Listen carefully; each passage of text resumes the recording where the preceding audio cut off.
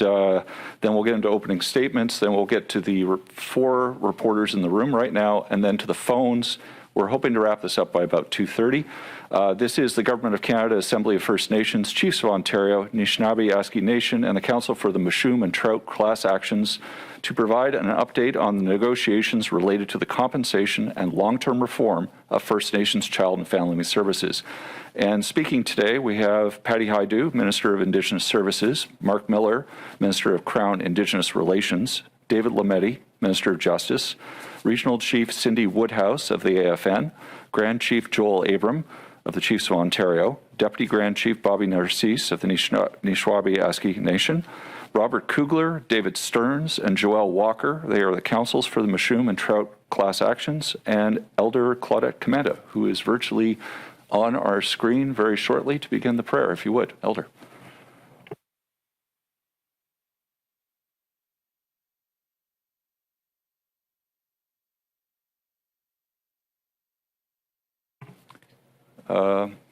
Are you on mute, Ms. Comenda?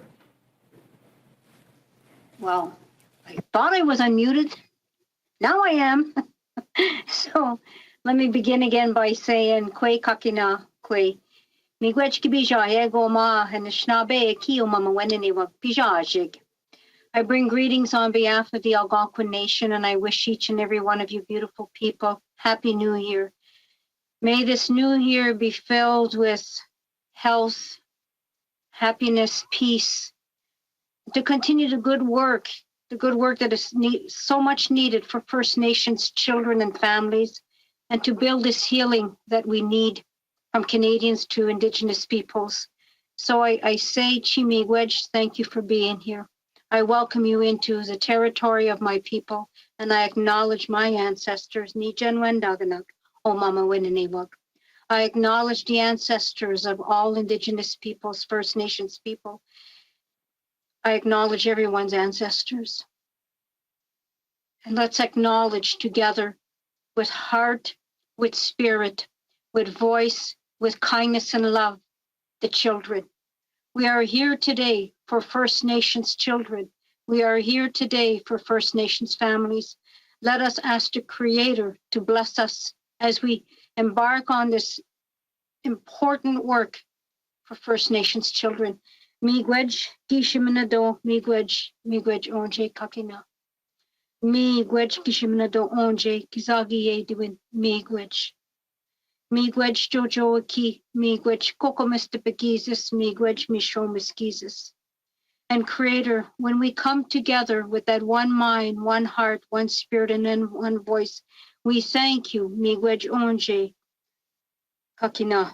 I thank you for everyone, Miigwech Onje, for everything that you have blessed us with.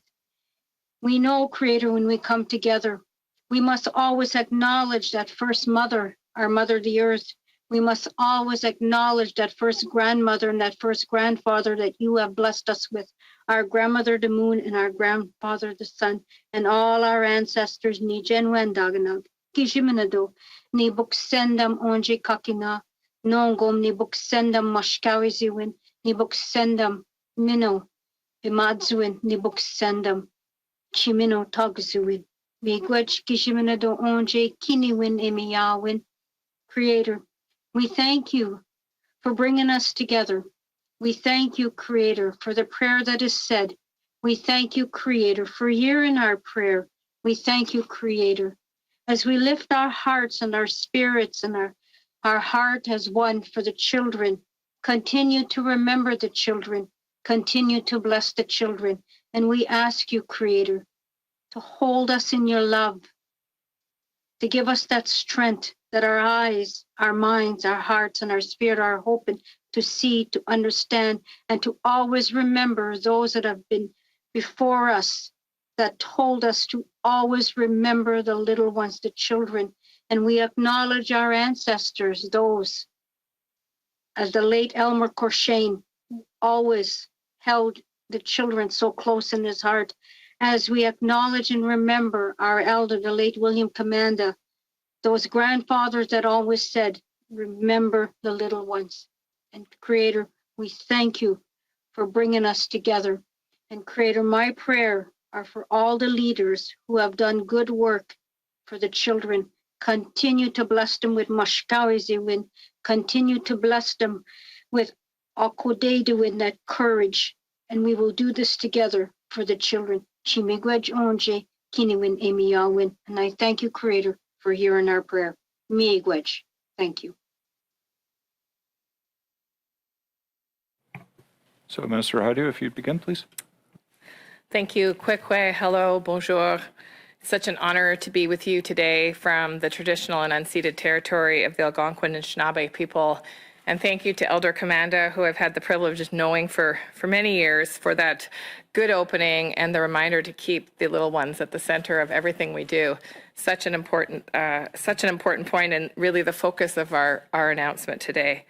I'm also really honored to be here with many partners, including AFN Regional Chief Woodhouse beside me, Chiefs of Ontario Grand Chief Joel Abram, Nishnawbe Aski Nation Deputy Grand Chief Bobby Narcisse, Robert Kugler, David Stearns, and Joelle Walker, representing the Mushoom and Trout class actions, and of course my colleagues Minister Miller and Minister Lametti. Before we get into today's announcement, however, I do want to speak briefly about the COVID situation and latest outbreaks that are impacting Indigenous communities across the country. I first want to thank the many Indigenous leaders and communities that have been working together so diligently over the last 2 years to protect each other through the various waves of this pandemic. But the highly infectious Omicron variant is again presenting significant risk to many communities, and the number of people who are sick or who are isolating is rising. And not only are people's health and wellness threatened, but of course community services and the functioning of communities and those who can provide those services are stretched thin. My office and Indigenous Services Canada officials are in daily contact with community leadership and partners, not just to get updates, but also to confirm needed supports and put them in place. For example, in the case of Bearskin Lake First Nation, I've spoken personally with Chief Kamanawaddaman, as well as Grand Chief Derek Fox of Nishnawbe Aski Nation, to check in, to confirm that the supports they've requested are arriving and are provided, and to make sure that we will continue to be there for the community in the way that they determine is the most helpful. In the case of Bearskin Lake, in addition to COVID-19 supports of almost $4 million since the beginning of March 2020, we've recently approved 2 additional funding allotments totaling about $900,000, and this is within days of receiving requests from the community. The funding will provide things like food security, PPE, local community COVID workers, perimeter security, essential supplies, and of course, wood cutting and collection that's needed to heat homes.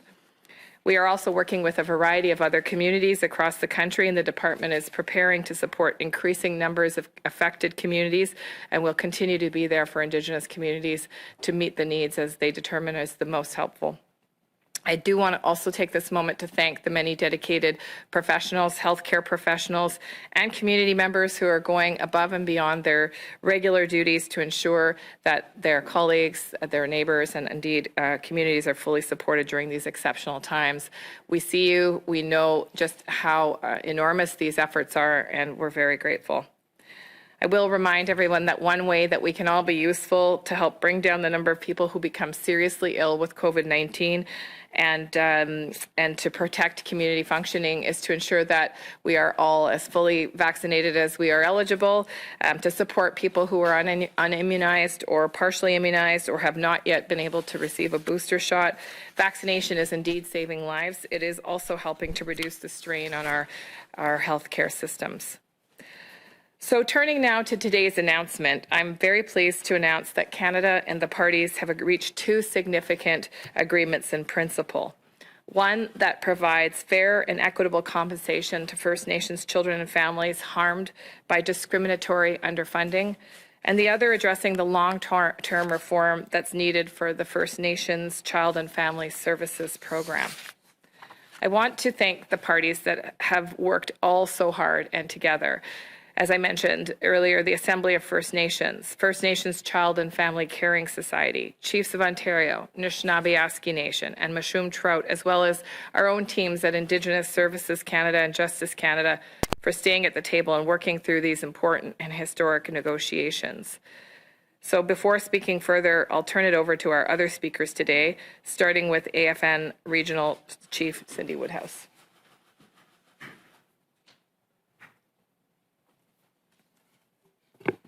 Thank you, Minister. Good afternoon to each and every one of you.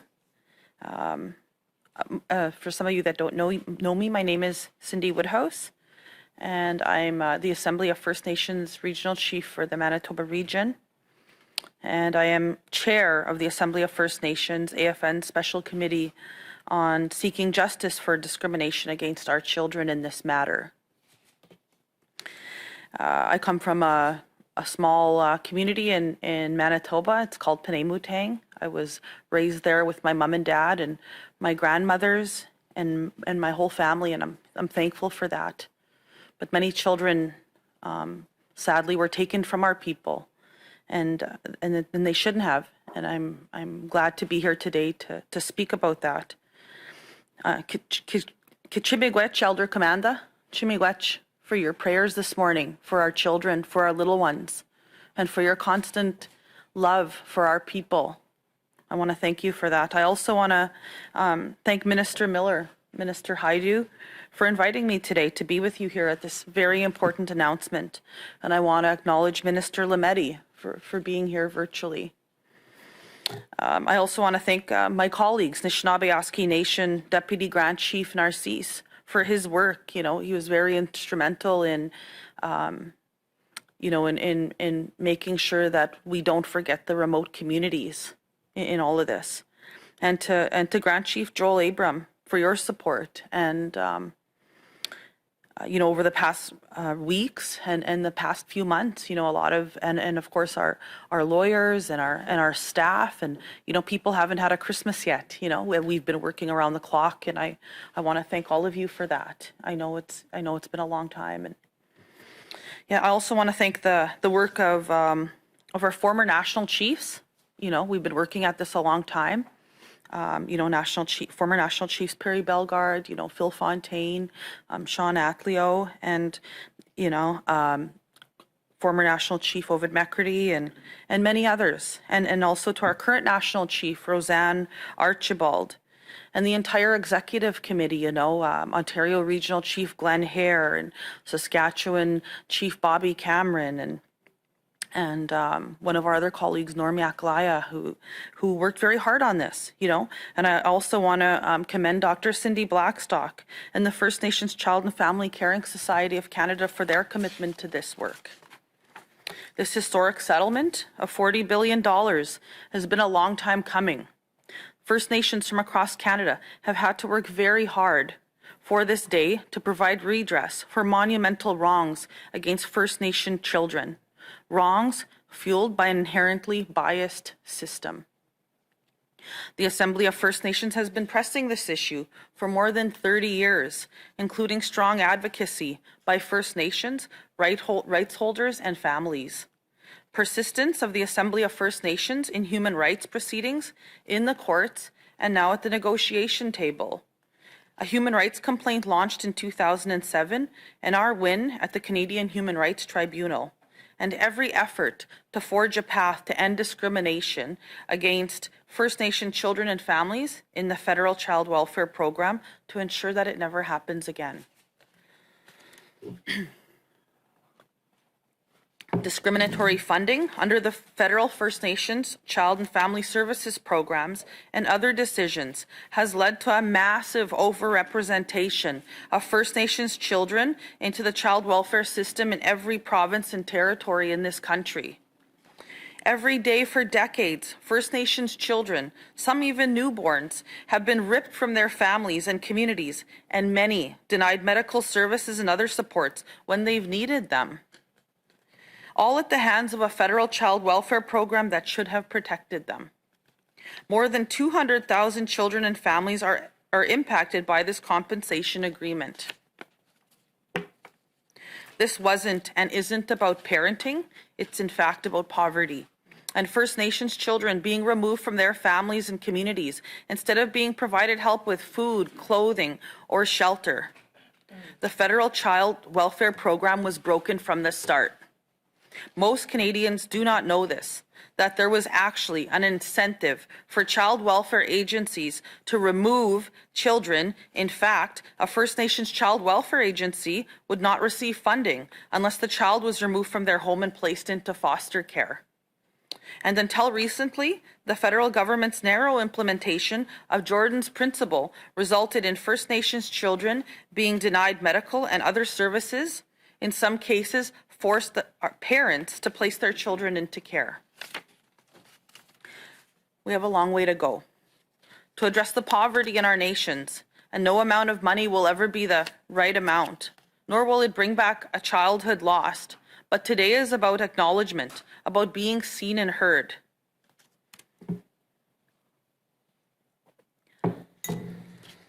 Today is about a plan for the future, with First Nations defining and determining a path forward, grounded in our rights and the common goal to have our children succeed. Today is about achieving for First Nations and for our country. At the AFN, our efforts have been and will continue to be about removing barriers that keep our kids down, creating a new process that will allow our kids to thrive and reach their full potential with strong connections to their languages, cultures, nations, and to their families. I have a message for 3 groups of people today. To the tens of thousands of First Nations children who were removed from their families, their nations, and their cultures. 2, First Nations children and families in communities today who are still dealing with a broken system. And finally, to Canadians who may not realize that these harmful, discriminatory practices were and are still taking place.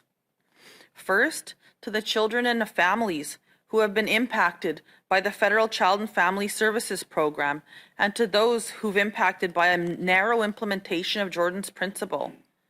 I acknowledge your pain and your loss, the loss of time, and family life with your siblings. I'm sorry you didn't have that. Your parents, your aunties, and your elders. You are heard. You are seen. Compensation and reform will not bring that time back to you, but it is my hope that it will change the course of our families and communities starting today. Secondly, to the First Nations children and families who are still tangled in this system, the Assembly of First Nations will be working with the experts, including those with lived experiences, to make sure that we make change that can be seen, felt, and measured. And finally, I want to speak to Canadians.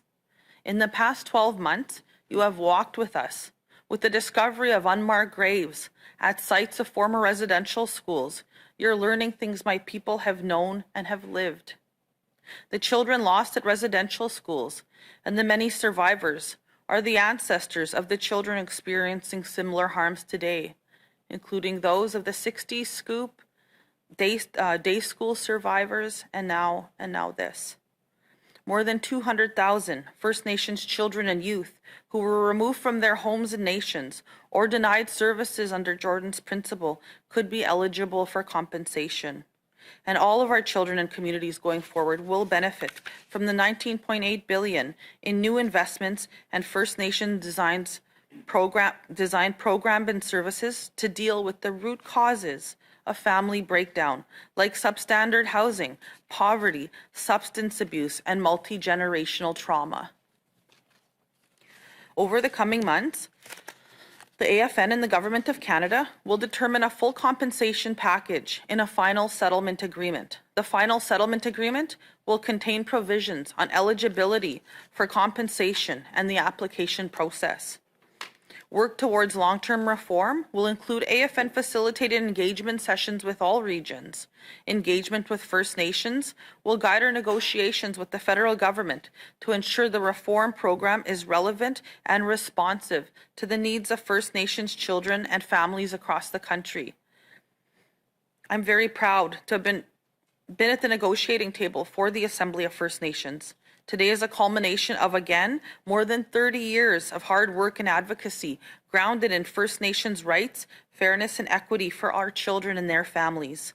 We've delivered, and I'm so very proud of our efforts and what this will mean for our people. I acknowledge the hard work and the dedications of the rights holders at the table, and Senator Murray Sinclair for chairing the negotiations that helped us reach these historic agreements in principle. I also acknowledge the work and commitments of Ministers Mark Miller and Minister Patty Haidu, and all of your officials.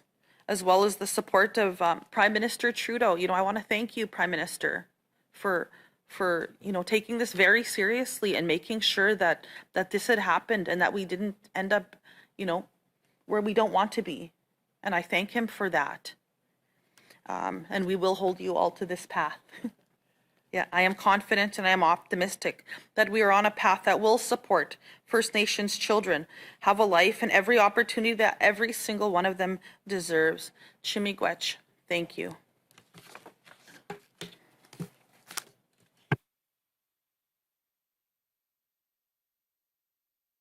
Next, we have Chiefs of Ontario Grand Chief Joel Abram.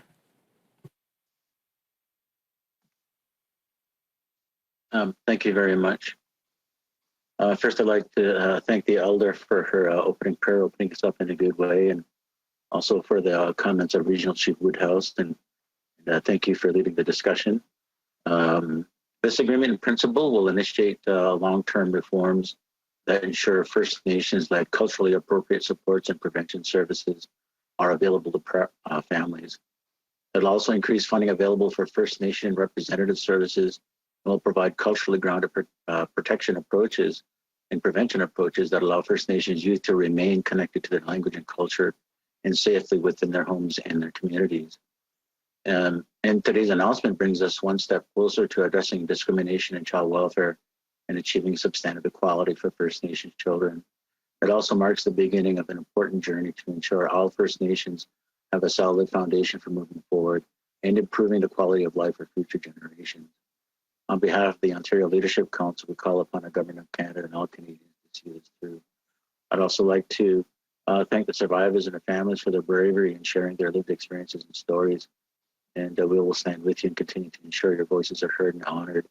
Also, thank you to Cindy Blackstock, who a lot of this would not have happened without her intervention in the First Nations Child Family Caring Society and beginning the Canadian Human Rights Tribunal Challenge, and resulting in a lot of the orders that have led to the path where we are today. And so, it's all about making sure that, there's no overrepresentation of First Nations children in the welfare system going into the future, and also in the past of righting some of the wrongs that have done. And we can't forget that, this happened because of discrimination. And we still have a lot of work to do in tackling the root causes of this discrimination. And I've talked with Minister Allotments on this several times, which is about the impact of the doctrine of discovery on Indigenous people in North America, and how we have to begin to move past that, in order to really dig at the roots of colonialism and the paternalism that came along with that so negatively impacted Indigenous families, not only in Canada, throughout the United States as well. And I've often said that the child welfare is the new residential schools in terms of impact on First Nations families and children. And it's time that we begin to turn that tide. And I think today is a very good step on doing that. And Canada living up to, settling down and coming up with this agreement. And there's still some work to do, in the future, a lot of hard work to get where we need to be at the end of the day. But again, I'm very thankful that we are where we are today. And it's part of my culture as well, is to make sure that we're thankful for the things that we have. And so I'm very thankful today for this agreement principle, and I'm willing to roll up. We're going to be rolling up our sleeves to move forward to ensure that this agreement comes to a final disposition. And then we can get to the hard work of changing the face of child welfare and making making up for past wrongs and just moving forward together on a good foot. And also, getting back to the original relationship which in our culture is based on through wampum, where Canada's in their canoe with their laws and their people and their customs, and we're traveling down a river of life parallel. First Nations people in our canoes with their laws and our children. And so again, this is also about recognizing and ensuring that First Nation jurisdiction of their children is respected, and making sure that overrepresentation in child welfare goes down. And it's not just about child welfare; it's about lack of clean drinking water. It's about lack of housing. It's about a dozen different areas where discrimination has happened. So I'm glad that housing is a little bit a part of this agreement and other things as well. So I'm just really looking forward to moving forward to do better for our Indigenous people across Canada. And so again, I'd like to thank everyone, all our team in Ontario for their hard work, the technical folks, our legal, everyone that came together to make this happen. And also the efforts of Canada and all the other parties that were involved in. So again, I'd like to thank you all for your input into this and coming together. So on behalf of our children and the faces yet to come, this is a great step. So thank you very much. Thank you very much, Grand Chief Joel Abram. And now I'll turn to Deputy Grand Chief Bobby Narcisse for a few words from Nishnawbe Aski Nation. Bonjour and Wachier. Good afternoon. I'd like to begin by first acknowledging the prayer from Elder Commanda.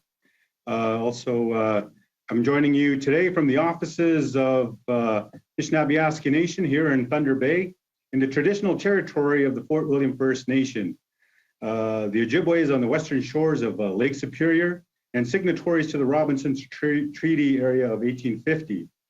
I apologize that I cannot be with you all in Ottawa, but I acknowledge the peoples and lands on which that you are communicating to us from, which is the Algonquin and Nishnawbe Nation. So I bring greetings from Nishnawbe Aski Nation, the territory from Treaty 9 and Treaty 5 communities within the province of Ontario. Our territory occupies 2/3 of the province, and as you would see, our area is very vast, and many of our communities are remote. We have 34 communities that are fly-in, but still our road access communities has various degrees of remoteness. Before I begin, I would like to acknowledge the Bearskin First Nation and all of our communities that are dealing with the current COVID-19 pandemic. Today, I was informed that there's close to 10 communities now within Nishnawbe Aski Nation that is affected by this COVID-19 pandemic.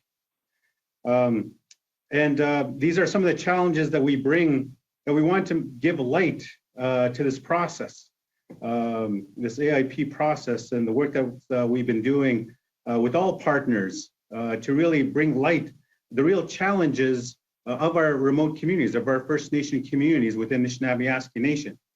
Recently, I spoke with visitors of Kingfisher Lake First Nation, one of our 39 First Nation communities that Nishnawbe Aski Nation represents.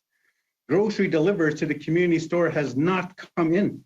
You know, the shelves were bare most of the week due to freight delays. That's life in the north, the remote north. When I go to a northern store in any of our First Nation communities, you would be shocked at what we have to pay for an apple, for chicken soup, for vitamin C, or healthy vegetables, if we can even get them within our communities. So how are we supposed to combat COVID-19 and also bring these resources to our children when our community stores can't even put these on the shelves? That's life in the remote north. Sandy Lake, one of our remote communities, a 4-year-old named Brody Meekus passed away from strep throat because he was sent home with Tylenol. There's no antibiotics in the community at that time. That, ladies and gentlemen, is life in the north. And these are the same challenges faced by remote communities across the country. I've been getting calls from various chiefs across this country saying that yes, like we are facing the same challenges that access and lack of infrastructure and lack of capital within our communities, which still perpetuates the discrimination against our children. So that is life in the north. All these areas, these challenges that we face add to our youth suicide rate, our opioid crises, the realities of intergenerational trauma that are interconnected. Tragically, these experiences are not uncommon in our First Nation communities. They scar our children, our youth, and our families every single day. For our remote communities, empirical, math-based solutions to these problems have been unheard of. I'm proud that we have finally identified a promising way forward in this agreement in principle through meaningful structural change. You will agree that $1 in Toronto is different than $1 in Attawapiskat. So these are areas that we also want to focus within our participation in this AIP. Through the creation and support for the National Assembly of Remote Communities, we have created a collective voice for remote communities across the country. And through a remoteness secretariat to collect and study data on issues of remoteness affecting our communities, we can finally put the realities of life in the North and the challenges of our community space on the map in a meaningful, right way across the country. For the first time, I'm very encouraged to say that this deal puts us on a path to quantifying and indexing remoteness on a national scale. For the first time, math and science will dictate the numbers. This is what it costs to deliver child and family services in our communities. This is what it's going to cost to keep professionals in our communities, to service our children, our youth and families. This is what it's actually going to cost to end the discrimination within our remote communities. I'm therefore pleased and honored to have signed this agreement in principle on behalf of our First Nations at Nishnawbe Aski Nation. We have joined with leadership from other remote communities across the country to break new ground on overcoming the barriers we face by establishing structural reforms specifically directed at our remoteness. I'm especially pleased that our Choose Life program, Choose Life, that provides essential suicide prevention supports for our youth, will be enhanced through long-term reform and sustainable funding and will be extended across the country. I really thank also Minister Haiju and Minister Miller and your team as well for working with our team at Nishnawbe Aski Nation to ensure that these areas of access and remoteness are included in this AIP. And we have a long way to go, but I think I'm very encouraged that, in terms of moving ahead together, we will deal with and overcome these challenges that I have. As I conclude, I'd like to say a heartfelt miigwech to the leaders and members of all the negotiating team that's been happening for the past couple of months. I acknowledge the significant contributions of Assembly First Nations, specifically Regional Chief Woodhouse. Thank you for your support and also your guidance in this work as well. The Chiefs of Ontario, Grand Chief Abram, and your important work that you bring to the table as well, and your expertise. And also the newly established National Assembly of Remote Communities, the NARC. We're looking forward to working together to really bring solutions and community-based solutions to remoteness challenges. And of course, also to the Caring Society and Cindy Blackstock to reach this landmark agreement with our federal treaty partner. And I would especially like to thank Honorable Murray Sinclair for sharing his guidance and wisdom while facilitating these negotiations. Ladies and gentlemen, chiefs, everyone, what we have accomplished here together, we have done in a good way. Today is a good day for the people of Nishnawbe Aski Nation. I know we are still under the shroud of COVID-19 and dealing with this pandemic in our north, but these are ways in which we'll have meaningful discussions and meaningful dialogue and meaningful negotiations to really address the challenges of our people within the north and also to nations across the country. Miigwech, thank you very much. Stay safe, everyone. Thank you so much, Deputy Grand Chief Narcisse. And now I'll turn to Robert Kugler, David Stearns, and Joelle Walker for some words in their representation of the Mishuman Trout class actions. Yes, thank you. My name is David Stearns. I'll be speaking on behalf of the group. If there are any questions in French, my colleague Robert Kugler will answer them. Good afternoon, everyone. Miigwech. I'd like to thank the elder for her opening prayer and acknowledge the attendance of Regional Chief Woodhouse, Grand Chief Abram, Deputy Grand Chief Narcisse, the ministers of the Crown, and would also like to thank the ministers for inviting us to this press conference. As I said, my name is David Stearns. I'm with the firm Sotos LLP in Toronto. I'm joined by Robert Kugler of the law firm Kugler Candiston, based in the province of Quebec, and Joel Walker of the law firm Miller Titley in British Columbia. We act for the plaintiffs in 2 class actions brought on behalf of First Nations youth and their caregivers. We're also working in close collaboration with Council for the Assembly of First Nations and their representative plaintiffs, and have also worked in collaboration with and benefited greatly from the expertise and assistance of the First Nations Child and Family Caring Society, led by Dr. Cindy Blackstock and their counsel. This case followed on a landmark decision of the Canadian Human Rights Tribunal. It's a decision which I hope children in all the schools in Canada will eventually be taught about and will learn about, the way that American children learn about Brown versus Board of Education in the United States. It is that significant a decision, and it played a tremendous role in the class action that we brought and in the historic settlement that has been reached. The historic settlement reached on Friday will result in $20 billion in compensation being paid to the following 3 groups of individuals. First, First Nations children who were living on reserves or in the Yukon and who were taken from their homes and placed in state care at any time from 1991 until the present. Second, First Nations children in Canada, whether living on or off reserve, who were deprived of essential services or who experienced delays in receiving essential services from a government, whether it be the provincial or the federal government.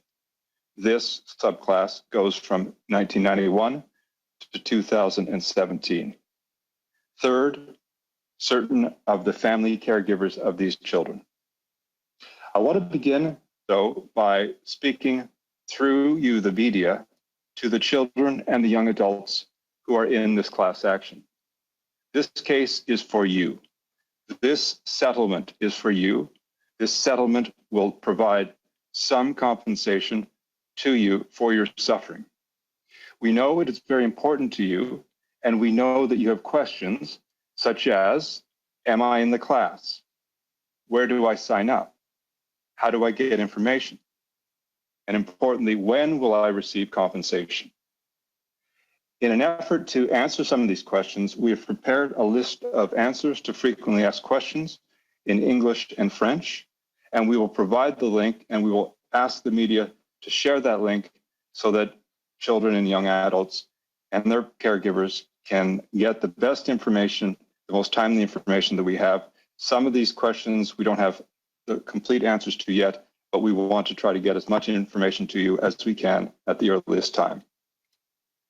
Let me also say that in order to receive information, the best thing that you can do is to register on our firm's website, which is, and it's the same in English and French, www.sotosclassactions.com, and go to First Nations case. And that is a bilingual website, but the URL is the same in English and French. Even if you are not sure if you qualify, please register. It's quick, you sign up, and as information becomes available, we will send it to you. We're also more than happy to answer your inquiries, but we do ask that you be patient as there are a number of people that we are trying to reach. We will respond to you.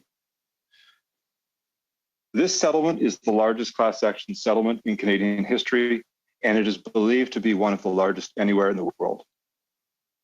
It is important to point out that all of the $20 billion of this settlement will go to the class members. The costs of administering the settlement and legal fees will be paid over and above this amount once determined and once approved by the court. The enormity of this settlement is due to one reason and one reason only, and that is the sheer size and scope of the harm that was inflicted on the class members as a result of a cruel and discriminatory First Nations family and child welfare system that Canada has now finally taken major steps to overhaul. It is our sincere hope that this money will provide some comfort to each member of the class and help them with the difficult process of rebuilding their lives. I would like to say a special mention to the representative plaintiffs. In a class action, certain people known as the representative plaintiffs put their name forward and put their stories forward in a statement of claim so that the claim can be brought before the court on behalf of a much larger group, in this case, a group consisting of hundreds of thousands of people. And I'd like to say a special word about the young man whose name is attached to this historic case, Xavier Mouchoum in English. Xavier trusted us to tell his story in the hope that this lawsuit would help change a discriminatory system and provide financial support to the children who suffered under it. Xavier was born into the Nishnawbe Nation in Lac-Simon, Quebec. When he was 9 years old, he was removed from his family for reasons which he still does not know and placed into foster care. From the age of 9 until 18, Xavier was transferred to 14 different foster homes. He was placed and he was removed from 14 different foster homes. He lost his native Algonquin language, his culture, and his ties to the Lac-Simon community. At the age of 18, Xavier was forced to leave his foster family and fend for himself because Canada did not fund at the time post-majority services for First Nations individuals. It has been found by the tribunal in the decision which I mentioned that the child welfare system that was behind the removal of Xavier, his brother, tens of thousands of other First Nations youth like him, was a system organized around discrimination and colonial views about First Nations families and youth. In fact, as Regional Chief Woodhouse mentioned, it was the policy of the Canadian government that removal of First Nations children living on reserves from their homes ought to be a first resort for any child in need of assistance, as opposed to a last resort. That is the opposite of how child welfare is supposed to work, and in fact, how it does work for children who are not living on reserves.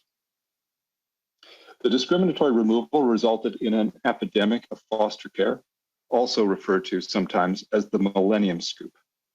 As found by the Truth and Reconciliation Commission, more First Nations children were living in foster care than were living in residential schools at their height.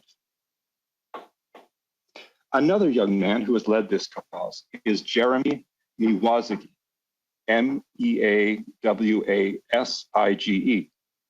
Jeremy is a member of the Pictou Landing First Nation in Nova Scotia.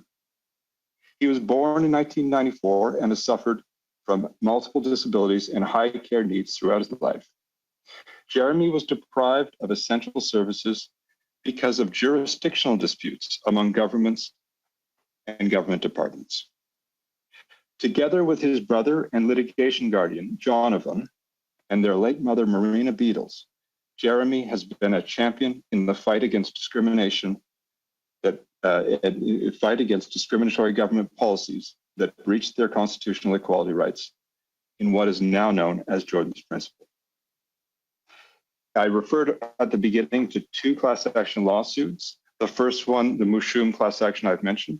The second lawsuit was brought to address children and families impacted by Jordan's Principle prior to 2007. The representative plaintiff in that case is the father of two children who suffered grievously from a system and from governments who focused on jurisdiction and petty interdepartmental disputes rather than the medical needs of children. Zach Trout from the Cross Lake First Nation in Manitoba is the father of his late daughter and son named Sane and Jacob, who died at a young age from Batten disease. Zach's children were deprived of basic medical necessities during their short lives. For years, Zach and his wife were forced to reuse needles and feeding tubes because these necessities fell into service gaps. He and his children and his wife suffered for years under a cruel government policy. There are a number of other representative plaintiffs who have equally compelling stories and who have courageously come forward to allow us to bring this action. I will not name them all. Their names can be found on the consolidated statement of claim found on our website, www.sotosclassactions.com. Our goals in bringing these class actions were twofold. We wanted to ensure that individuals who had suffered significant harm under the discriminatory child welfare system or were denied or delayed essential services received by non-First Nations children, like Zebri Bashub, Jeremy Miwasiki, I beg your pardon, and the late Sine and Jacob Trout, receive compensation that reflects the harm that they each suffered as a result of that discrimination. For Xavier and the children who were removed and experienced the life-altering trauma of extended displacement from home and community, any settlement had to offer them far more than the maximum of $40,000 per individual awarded by the tribunal in its 2019 compensation decision. We also wanted to significantly expand the group of individuals entitled to receive compensation. The CHRT decision awards compensation going back only to 2006, whereas this class action goes back to 1991, and compensation under this settlement will be paid to individuals who suffered discrimination going back all the way to 1991. With this historic settlement, we've accomplished both of these goals. Those who are the most affected by discriminatory conduct will receive significantly more than $40,000 in compensation, and class members who were removed from their homes or were denied their equality rights under Jordan's principle going back to 1991 will be compensated. When we entered into settlement discussions, we said we wanted to arrive at a settlement that Canadians could be proud of. This is such a settlement. Informed Canadians who understand the degree of suffering and harm will be proud of this settlement.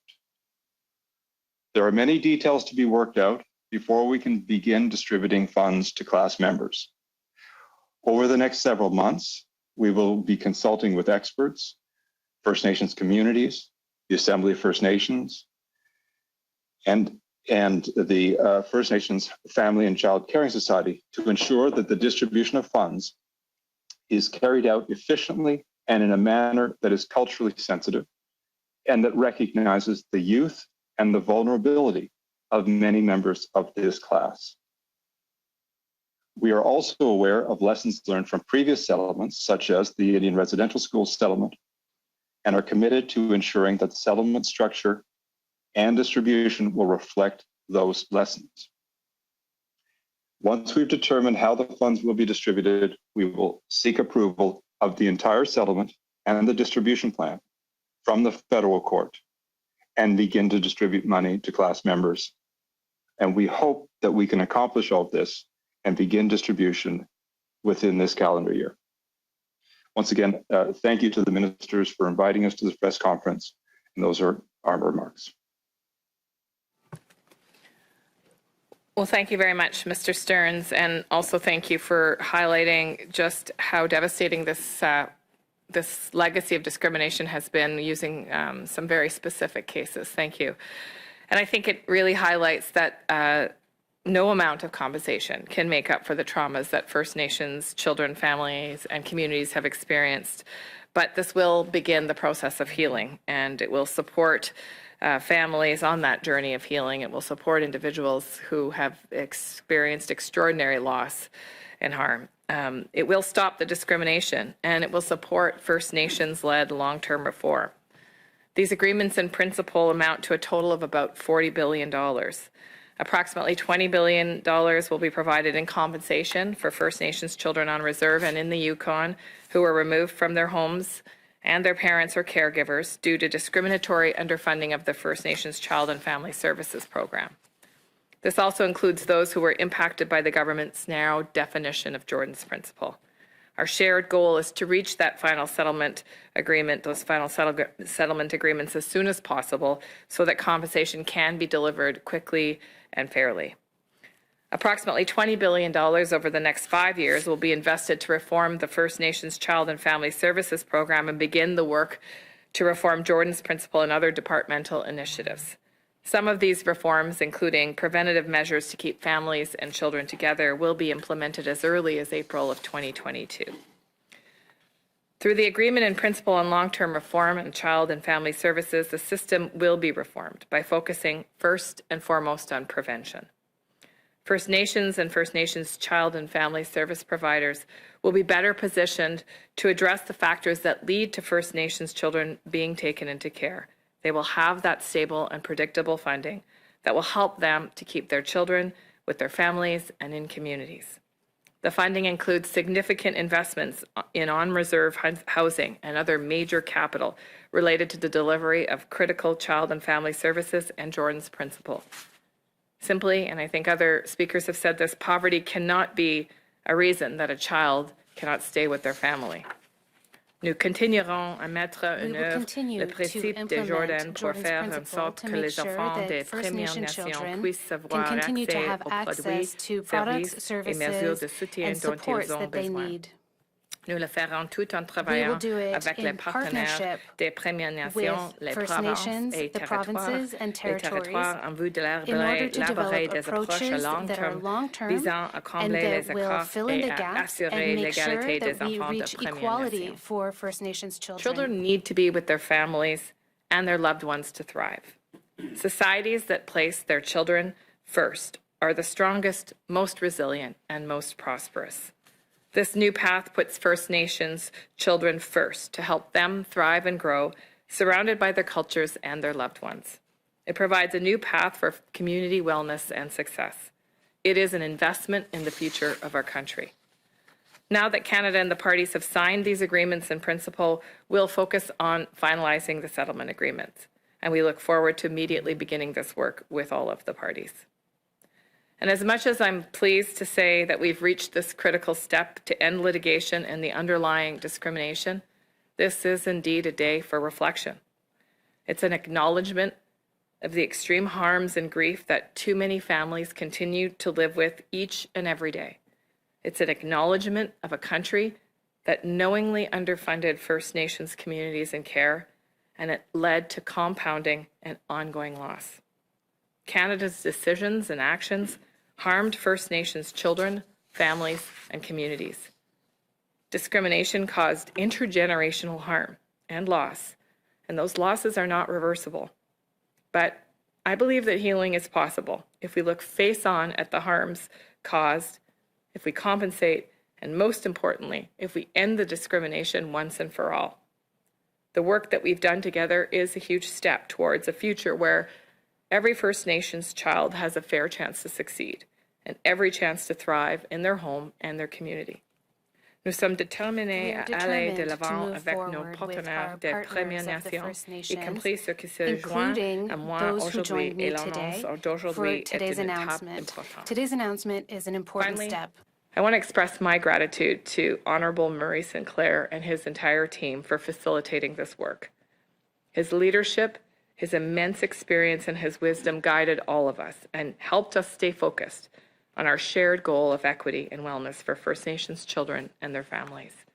And to all of the parties again, I'm grateful for all of your contributions, your willingness to sit at the table with Canada, and your dedication to future generations.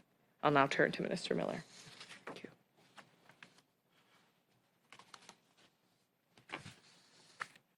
Kwekwe, hello, bonjour.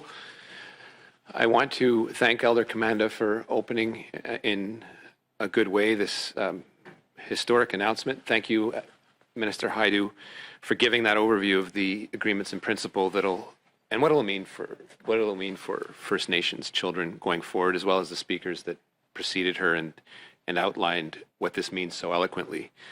Tel que mentionné, les accords de principe historiques que nous avons atteints prévoient un investissement total d'environ 40 milliards de dollars. Environ 20 milliards de ces fonds permettront d'indemniser les enfants des Premières Nations sur réserve et Yukon qui ont été enlevés de leur famille par des agences de services à l'enfance et à la famille. Ça comprend également les enfants qui ont été touchés par la définition étroite du principe de Jordan. Notre objectif commun et de parvenir à un accord le plus rapidement possible afin que les familles puissent être indemnisées.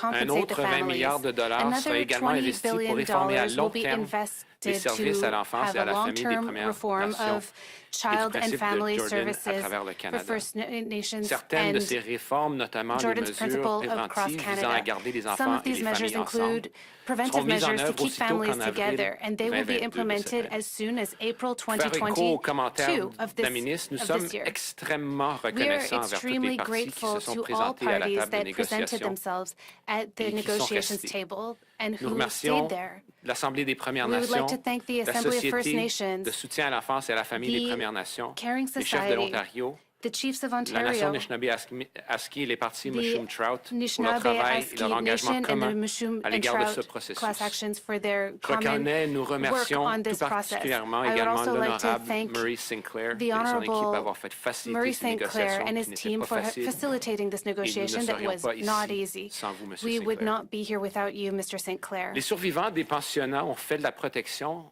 Residential de l'enfance schools et du principe de Jordan survivors have leurs made principaux appels à Jordan's l'action. principle their Nous main call devons to accomplir action. le travail qu'ils nous ont demandé We de faire have to accomplish en nous the work that they concentrant sur la asked us to santé do. We et have le to bien-être focus des on enfants, the des health jeunes et and des familles des well-being Premières of the Nations. young people. Je crois fermement qu'il families n'a of pas First été dans Nations. l'intérêt de qui que ce soit I don't à think it was régler in ces questions par le anyone's biais de litiges devant les interest tribunaux. to go to La court on réconciliation doit these se issues. reposer sur des relations Reconciliation has respectueuses to et celles-ci se be forment par le dialogue focused et des on principes respectful relationships, dialogue. The survivors of residential schools identified child welfare and Jordan's principle as their top calls to action. We must do the work that they asked us to do by focusing on the health and well-being of First Nations children, youth, and families.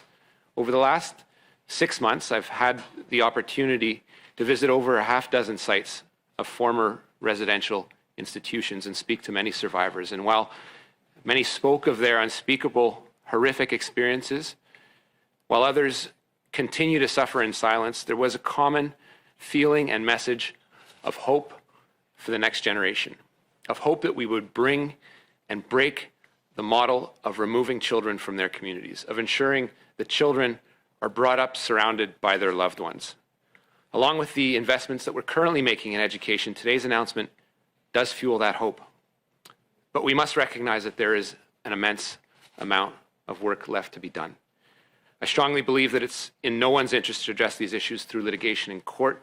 A lot has been achieved in 6 short weeks outside the courts by speaking to each other. This is the largest settlement in Canadian history, but no amount of money can reverse the harms experienced by First Nations children. However, historic injustices require historic reparations. Equally important, the agreement on long-term reform addresses the factors that lead to children being taken into care in the first place and makes sure that First Nations and Child and Family Services agencies have stable and predictable funding to deliver the supports that are essential to keeping children with their families and communities. The agreements in principle we have signed today will support First Nations children so that they can have the same opportunities to grow up with their families and communities, thriving through their cultures and languages. As a next step, and a difficult one, Canada and the parties will negotiate a final settlement agreement, which will map out how compensation will flow to First Nations, children, and families. It will establish a framework for long-term funding to improve services for children and families. Nous savons qu'il y a beaucoup de travail à faire pour s'assurer We que know les there's a enfants sont lot of pleinement work to do to protégés make sure contre that toutes les formes de children are violence et fully discrimination, protected against all forms of violence and conformément à la Déclaration des discrimination, Nations according Unies to sur les the droits des peuples UNDRIP. autochtones.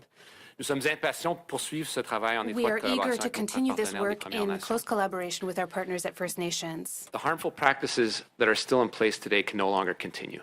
It's Canada's responsibility to right past wrongs and end racism and discrimination against Indigenous children. And to do this, we'll keep putting Indigenous children and youth at the center of all we do so that they can grow up happy, healthy, and in their communities where they belong.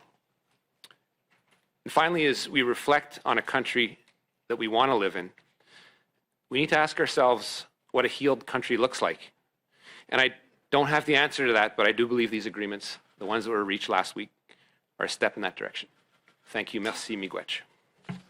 Hi, everyone. It's Chris Rans, the moderator again. We have 5 journalists in the room. We're going to go through the 5, 1 question, 1 follow-up. Then we'll move to the phones. We've got about a half hour for Q&A, so please keep your questions short. And everyone who's answering, please keep your answers tight, please. Go ahead, please, Laurence.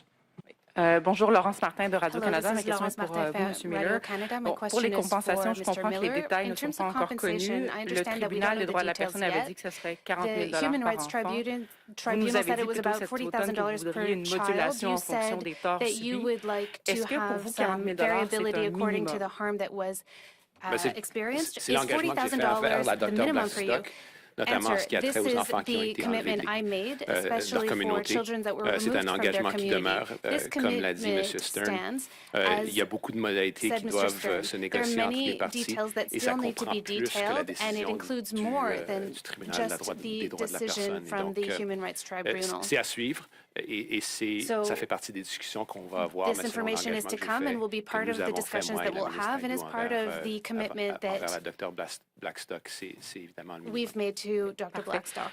Vous parlez Thank aussi you. aujourd'hui de You réformer also talked le about système reforming the de protection system, à l'enfance, de the financer child des welfare initiatives pour program, s'assurer que les to have enfants initiatives autochtones to puissent make rester sure dans leur that famille. Indigenous Est-ce que vous pouvez children me can donner des stay with their exemples families? concrets Can you d'initiatives give ou de us programmes que vous concrete pourriez financer pour examples justement of s'assurer que les initiatives and enfants restent dans programs that leur could famille? be funded to make sure that children stay with their Comme families? le détail, Answer. l'entente en principe, As dès avril it is 2022, il y a mentioned in une the bonification AIP, as part of par as personne de soon as 2500 April pour des activités 2022, qui parlent, qui traitent de prévention, we will que ce be soit enacting ça dépend de prevention la communauté, programs. évidemment. Everything Et depends c'est à on the plusieurs vitesses, community. dépendant de la There are communauté. many Donc, ça peut être des activités modalities physiques, depending sportives, on de the loisirs.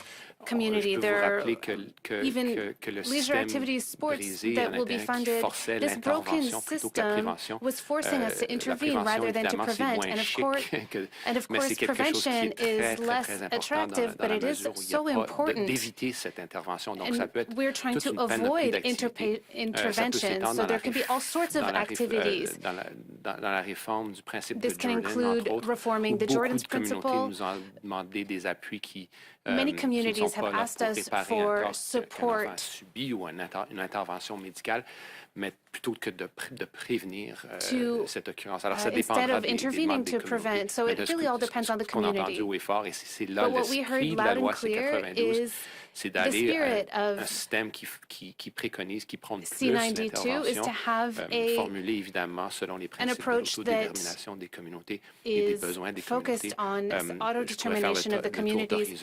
I could really tell you everything that we're doing throughout the country, but it includes activities that conçues normalement comme are étant not des choses generally que l'on thought financerait dans of un to be strict cadre de ce que les funded services autochtones approuveraient. in Ça peut être something des enjeux in the sportifs, framework ça of peut être des interventions Indigenous sociaux, ça peut programs. être It plus could be social intervention, it could je vous be étale toute une panoplie recreation, de it choses could be support qui workers. pourraient I'm giving exister. you examples, Mais but it's really l'intervention, all sorts of things that can que ce exist. soit des cours de langue, etc. Intervention c'est could des also choses, include language qui, courses.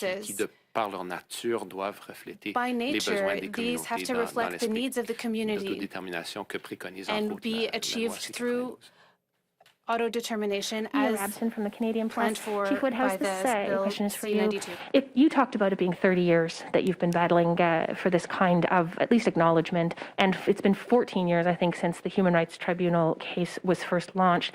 An entire generation of kids has been harmed just since then. Can you talk about the frustration of how long this has taken and why you seem to have more hope today that this is going to reach an actual conclusion? Well, I thank you for the question. You know, we've been at this now absolutely for 30 years. You know, many of the leaders before myself, many leaders that have come and gone, many of our like I had mentioned, our previous national chiefs, we've been fighting for, you know, equality in this country. You know, after residential schools, after the 60s scoop, you know, after Indian Day School and all these things. And I'm glad that this government is finally listening to some of the things that we're asking them to try and fix with us, and also to give us the tools that we need as First Nations to be in the driver's seat, because for far too long, you know, it's been patriarchal on our people. And that has to stop. That colonial thinking has to stop. And it has to, the solutions on many of these issues are right in our communities, with our elders, with our people, with our youth, with our leadership, and with our people in our communities. We have the solutions. And we just, you know, we need to not be held back with with doing things, going back to our original, the original ways that we used to do things as families, and not just taking from us. Thank you. I'm not sure who will be the best to answer this, but Minister Miller, you mentioned that nobody really wants to fight this in court or feels like litigation is the best way, except until now that has been the only way the government has been dealing with this. Is the government then withdrawing its appeal, and is it committing to not challenge these in court any further? And I think the second part of that question is best handled by Minister Lametti, who's with us here today. But I would say this. As mentioned by David Stearns, this is the culmination of three class actions that are overlapping to some extent, and a groundmark decision by the Canadian Human Rights Tribunal that accorded $40,000 to each removed child. But it is a much broader class than that. And so I'm not going to bore everyone with the inner workings of Cabinet and the decision-making process that freed up about $40 billion. It is quite an intricate one, but today is really about the kids, and we have to remember that at every step of the way. But when the Prime Minister gave us our mandates and said, solve this, three other class actions popped up. So that is not without some complexity. For the last 2 years, our teams have been working together to come up with a model that doesn't re-traumatize children, some very young, as they achieve this compensation that we've been dedicated towards. So it has been a complicated process, and parties have been working together. But really the last 6 weeks, when we looked and said to ourselves, do we cease the appeal, and what happens if that happens? Well, a couple things do happen. People do achieve some measure of compensation, notably the children and classes affected by the Canadian Human Rights Tribunal.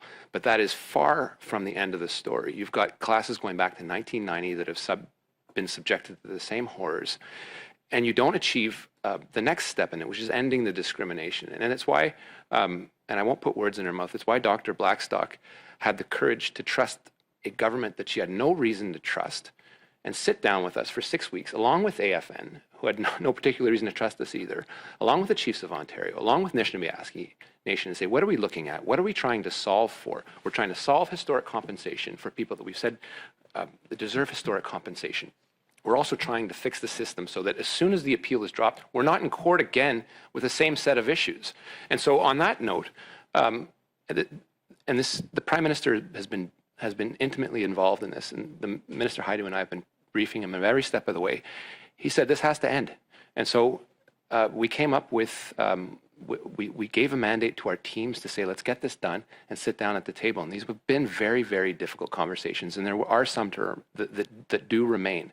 But when I say we have to look at this in a comprehensive way, we could have just ended the appeal and we would have been in court the next day. And that's the point here, is we are moving forward on fixing a broken system. There's $20 billion to do that. It's in a 40-page document, and we're moving towards a comprehensive settle agreement for a whole class of people that were affected by a discriminatory system. And I think that's important to remember today. I think Minister Lametti can speak more about at what stage the abeyance of the current appeal is at. Thank you, Mark, and thank you for allowing me to participate today in this historic day. And thanks to all the leadership groups that are here and representing and well representing your peoples. And as Minister Miller said, as others have said, we did this for the kids. You've seen the complexity of these various cases in different legal fora, the Human Rights Tribunal, as well as in class actions, as well as trying to fix the problem moving forward. So we're committed. We committed ourselves to settling this at the negotiating table, where we could get a proactive solution moving forward that compensates as well as helps try to fix this for the future. And so for that reason, when we do get a final agreement, it is our intention to drop the appeal. It is first in front of the federal court, and then getting an order from the CHRT that we have met their compensation orders. So that is our intention, and in the meanwhile, the abeyance will move to keep the abeyance in order until that final order. And I think all parties agree to that, because, and I know that Dr. Blackstock has said this as well, it is something that is out there until we get a final agreement. And then once we get the final agreement, it is our intention to drop it. Olivia Stefanovich, CBC News. I realize some of the details still have to be sorted out, but can you guarantee that each child and family will receive $40,000 each at least, that no one will receive less than that? And how much are lawyers expected to get? How much are the legal fees expected to be?